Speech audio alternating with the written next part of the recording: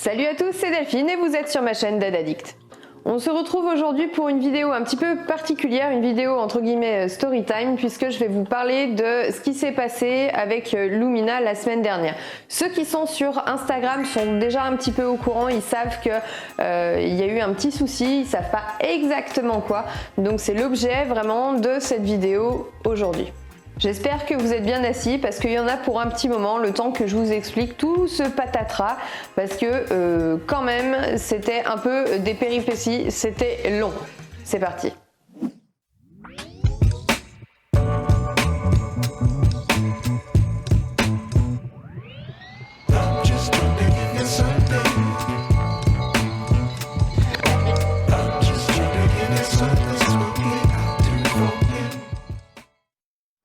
On est samedi dernier, c'est 11h30 à peu près et j'arrive aux écuries dans l'idée de prendre mes consignes puisque je garde les écuries samedi après-midi, mon coach partant en week-end. C'est la première fois en un an là qu'il repartait en week-end et du coup bon, je garde les écuries. J'arrive à 11h30 donc pour prendre mes petites consignes. Je rentre les chevaux avec lui tranquillement, ils étaient tous au paddock, donc on les rentre le midi pour nourrir. Et je regarde Lumina et je la trouve bizarre. Elle a mis deux coups de pied un petit peu dans le box comme ça, curieux. Et puis elle bouge pas, voilà. Bon, ok. Je pars faire autre chose dans les écuries, mon coach nourrit et je reviens vers son box et il me dit ta jument mange pas. Bon. Ok, on se dit qu'est-ce qu'elle a, est-ce qu'elle a pris froid, elle fait une colique, qu'est-ce qui se passe? Il y avait du bruit au niveau du transit, un bruit pas énorme mais il y avait du bruit. Lui il part quand même, on se demande ce qu'on fait avant qu'il parte, bref, il lui fait une piqûre de calmagine en se disant bon si c'est colique peut-être que, et qu'elle a eu froid et qu'elle s'est crispée, peut-être que la calmagine va la décrisper, ça va fluidifier le transit, bref. Je veille au grain, je reste aux écuries évidemment, vous vous en doutez. Il y avait quelques amis aussi aux écuries, donc on regarde tous un petit peu la jument et on se dit mais il faudrait pas qu'on prenne la température. Bref, on prend la température de la jument et là 40,3. Voilà. Ce qu'il faut savoir quand même pour ceux qui savent pas, un cheval, sa température normale c'est comme celle d'un humain. 40,3, beaucoup de température. Ça n'est absolument pas normal. Bon bah j'ai pas cherché à comprendre, de toute façon j'ai appelé le vétérinaire directement. Évidemment on était samedi 13h, un truc comme ça, ou midi 30 et c'était déjà sur les plages horaires d'urgence puisque le vétérinaire en plage horaire normale le samedi c'est midi et après c'est fini, c'est les urgences. Évidemment on fait ça sur une plage horaire d'urgence sinon c'est pas drôle. Heureusement Super Veto elle arrive 40 minutes après, juste le temps d'arriver en fait tout simplement. La température avait un petit peu baissé, elle était repassée à 39,6, donc c'est la calmagine qui a fait que la température a baissé. Elle commence par faire une petite prise de sang. La jument réagit pas très bien à la prise de sang, donc on est obligé de lui mettre le torné pour qu'elle reste cool et qu'on puisse lui faire. Je sais plus ce qu'elle lui a injecté, mais un truc pour la température, parce que elle était encore très élevée, 39,6 c'est beaucoup trop. Et bon là-dessus, elle me dit bon, si je rentre à la clinique, si jamais j'ai pas d'autre urgence, je vous rappelle très rapidement, donc dans les 2 heures, avec les résultats de la prise de sang. Sachant que comme ça, à l'auscultation, elle avait pas d'ictère. Évidemment, elle a regardé le transit aussi, c'était absolument pas de colique, pas d'ictère. Donc les ictères, c'est les gencives jaunes par exemple, enfin les muqueuses jaunes de manière générale, donc pas jaune dans les yeux, pas jaune dans la bouche, un peu pâle cependant. C'est censé être bien rosé quoi. Hein. Donc c'était un petit peu pâlo, ce qui peut montrer des débuts d'anémie. Une anémie, c'est un manque de globules. Manque de globules, ça peut être une pyroplasmose. La seule façon de regarder ça rapidement, c'est on fait une prise de sang, on fait une analyse et on regarde si le cheval est en anémie. Si le cheval est en anémie, qu'il a une forte température, donc une hyperthermie, bon ça peut potentiellement être la pyroplasmose. On n'avait pas beaucoup d'indications par rapport à une potentielle pyro. On se dit bon ça peut quand même être juste un coup de froid. Parce qu'il faisait très froid évidemment, hein, c'est le week-end où il a fait -8. Elle me rappelle 1h30 après avec les résultats. Pas d'anémie, mais par contre elle avait un taux de bilirubine vraiment, donc c'est je saurais pas exactement vous expliquer ce que c'est significatif de la pyroplasmose quand même, mais ça peut être aussi un coup de froid qui fait ça. Ça peut être aussi un cheval qui mange pas, qui a un taux de bilirubine qui est fort. Donc elle était au double du plafond. Au lieu d'être à 20, elle était à 40. Elle m'a laissé de quoi gérer la température.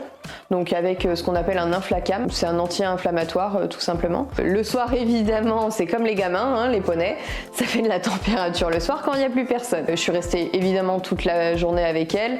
Le soir à 19h elle se refait péter de la température, je sais plus à combien elle est montée mais presque 40 il me semble. Donc forcément j'ai remis un anti-inflammatoire, j'avais la veto par SMS ou par téléphone dès que j'avais besoin, c'était vraiment top. Évidemment j'avais mon coach au téléphone aussi qui demandait des nouvelles régulièrement et ça ils ont été adorables parce que bon franchement ils partent jamais, il faut qu'il se passe ça quand ils partent, c'est quand même...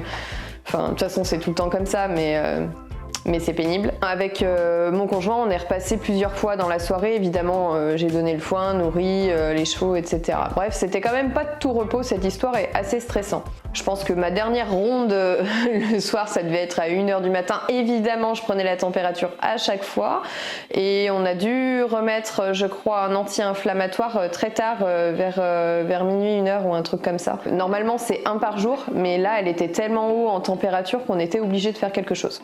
Du coup, avec la vétérinaire, on s'était dit que le lendemain matin, quand je prenais la température, si elle était à plus de 39, qu'elle repassait et qu'on verrait ce qu'on ferait sur le coup en fonction de l'examen clinique de la jument. Bref, à 7h du matin, vous imaginez bien que j'étais sur le pied de guerre. Je vais voir et température à 39. Coucou la température évidemment. Nous voilà partis pour un petit message à la véto qui nous dit qu'elle arrive à 9h. Donc on lui a rien donné, je sais plus si je lui ai donné un... Si, je crois que j'ai dû lui donner un anti-inflammatoire, peut-être pas, non, ça a dû attendre qu'elle arrive.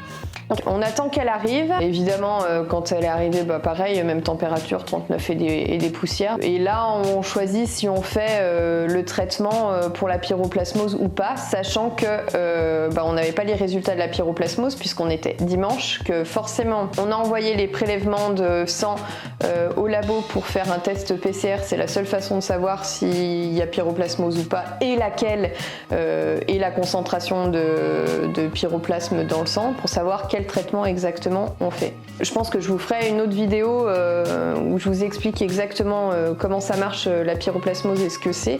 Globalement, les pyroplasmes en fait ils se logent sur les globules et ils les font éclater. Le cheval est en anémie, donc il est vraiment très mal. Il y a différents types de pyroplasmose, il y en a deux. Il y a le Theileria et le Babesia. Les deux peuvent faire ce qu'on appelle des phases aiguës. Si c'était pyroplasmose, c'était une phase aiguë. La phase aiguë, c'est température très haute tout de suite. La phase latente, un petit peu qu'on va appeler chronique, c'est le cheval qui dépérit, qui maigrit, fonte musculaire, abattement, etc. Il y a beaucoup de signes. C'est pas toujours évocateur d'une pyroplasmose et on sait pas tout de suite forcément le reconnaître. Donc ça, c'est très dangereux aussi. Parce que souvent, quand on s'en rend compte, les reins sont abîmés, il y a beaucoup de choses, c'est compliqué. Une phase aiguë, quand elle n'est pas repérée à temps, le cheval il peut mourir en 24-48 heures. Ce qui reste assez rare quand même parce que pour nos chevaux de sport, on s'en rend compte quand même assez vite vu qu'on les nourrit. Un cheval qui est abattu, on se rend compte tout de suite que ça va pas. Là, je pense que dans les 2 heures, on s'est rendu compte qu'il y avait un problème. Mais il faut quand même se dire que là, le dimanche, on ne savait pas si c'était ça ou pas. Le seul traitement qui existe, de toute façon, c'est une molécule qui s'appelle Carbesia. C'est pas un produit anodin, c'est un produit qui est dangereux, qui a de lourds effets secondaires et il y a des chevaux qui le supportent plus ou moins bien. Du coup, on le fait pas quand même facilement quand on n'est pas sûr de notre coup. Donc là, la vétérinaire, elle nous fait choisir avec mon conjoint si on fait ou si on fait pas. Sachant que si on fait pas, c'est au risque de perdre le cheval parce qu'on ne sait pas ce qui peut se passer. Et si on fait, peut-être qu'il peut mal réagir. Mais les risques sont quand même à l'heure actuelle un peu moindres puisque ils mettent quand même des produits pour mettre le cheval dans le confort, pour qu'il supporte bien le traitement. Et en fait, en fonction de la gravité de la pyro et de la charge, ce qu'on va appeler la charge de pyroplasme dans le sang, donc la quantité, si c'est plus ou moins fort, en fait, on fait une simple dose ou une double dose de ce traitement qui s'appelle Carbesia. Donc là, pour le coup, vu qu'on savait pas trop à quoi on avait affaire, on a fait une simple dose de Carbesia. Donc ça, le Carbésia, ça accélère le transit. Il y a des chevaux qui peuvent faire des coliques, notamment. Donc pas cool non plus. Ce qu'on a fait, tout simplement, c'est d'aller marcher la jument. Comme ça l'occupe.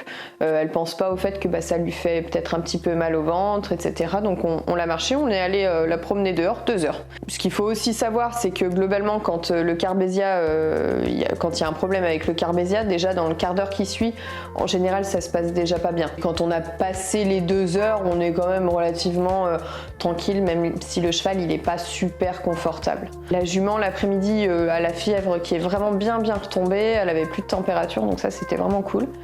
Et le soir, et là elle est remontée au plafond, c'était une horreur.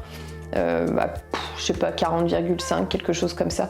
Et là, c'est de ma faute parce que vu qu'il faisait très froid ce week-end, là plus froid que d'habitude, j'ai rajouté une couche de couverture. Et en rajoutant une couche de couverture, ce qui était pas tout à fait le bon plan, mais j'ai pas rajouté beaucoup, j'ai dû rajouter 100 grammes, ce qui était plutôt cohérent par rapport aux températures, mais la jument, ça l'empêchait de transpirer correctement, et enfin en tout cas, pas vraiment de transpirer, mais d'évacuer la chaleur normalement, ce qui la faisait monter en température. Donc elle est montée très haut en température, et là forcément j'avais toujours la véto en ligne. J'ai demandé à la vétérinaire ce qu'il fallait que je fasse, donc j'ai remis un Inflacam, donc un anti-inflammatoire le soir, et la jument continuait à monter en température, et évidemment on faisait des rondes de surveillance et je lui prenais la température à chaque fois que je passais, c'est-à-dire toutes les heures, et je la voyais pas redescendre alors qu'elle avait un anti-inflammatoire.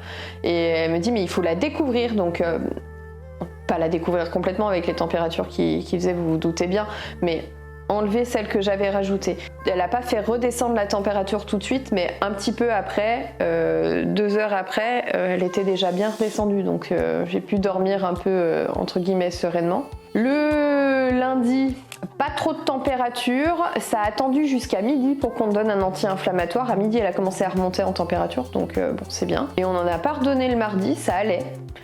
Et mardi à 18h, j'ai eu la vétérinaire au téléphone, on avait enfin les résultats de la PCR. Et pour le coup, franchement, j'ai trouvé que ça allait super vite parce que ils ont dû le recevoir le lundi, le mardi c'était fait, on avait le résultat. La facture aussi par la même occasion, n'est-ce pas? Sinon c'est pas drôle.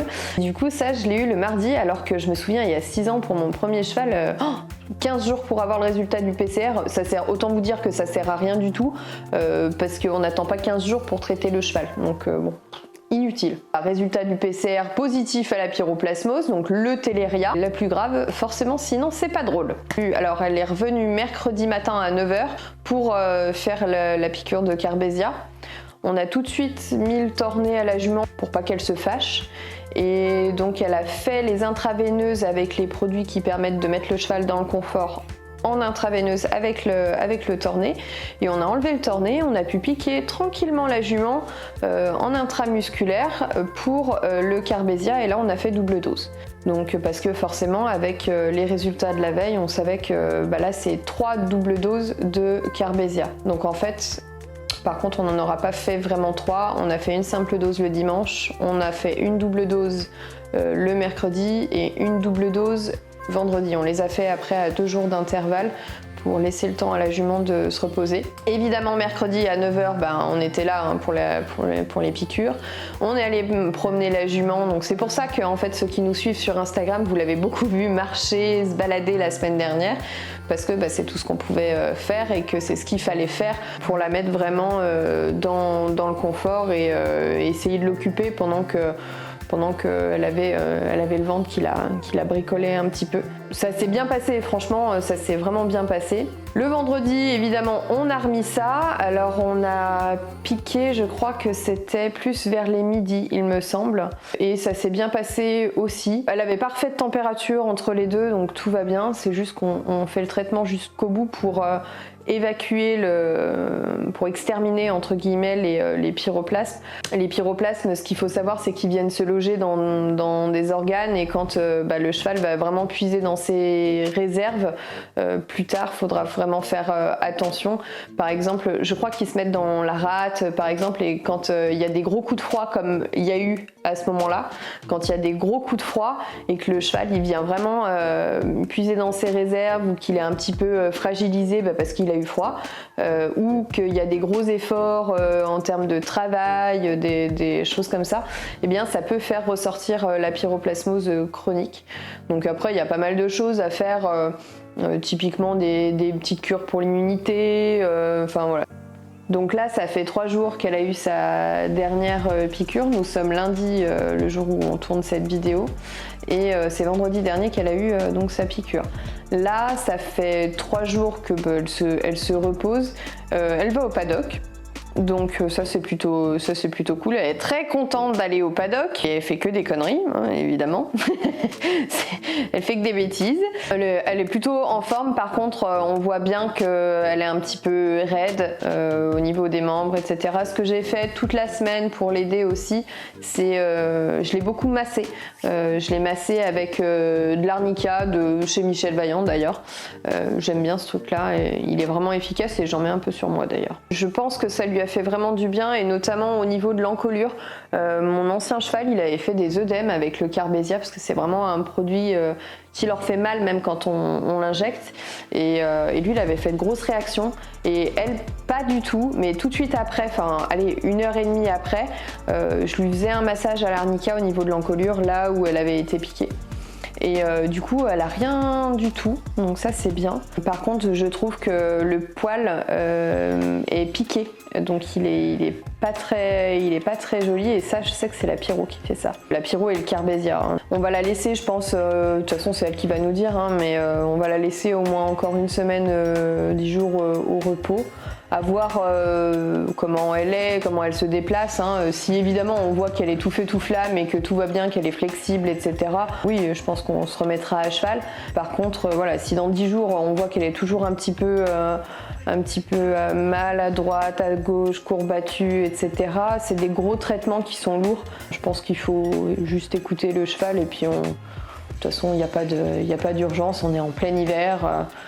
Voilà, elle a 4 ans aussi. Bon, je sais que la plupart d'entre vous attendent les vidéos thématiques dressage, on va y venir, hein. Là j'y suis pas pour grand chose. Madame Lumina a décidé de se faire une petite pyro en cette entrée d'hiver.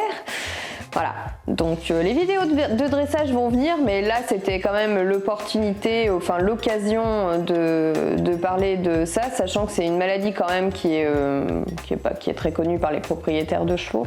Ce que je pense faire, et vous me direz en commentaire, est-ce que ça vous intéresse qu'on fasse une vidéo un petit peu plus entre guillemets scientifique sur le sujet, sur la pyroplasmose, comment on la détecte, comment on la traite, même si évidemment, petit disclaimer, je ne suis pas vétérinaire, donc quand vous avez un problème, référez-vous évidemment soit à votre coach, à la personne responsable des chevaux là où vous êtes, ou tout simplement à votre vétérinaire quand vous avez un doute. Bref, trêve de bavardage, je vous attends en commentaire et on se retrouve dans une prochaine vidéo. Vous savez quoi faire. Ciao, bisous!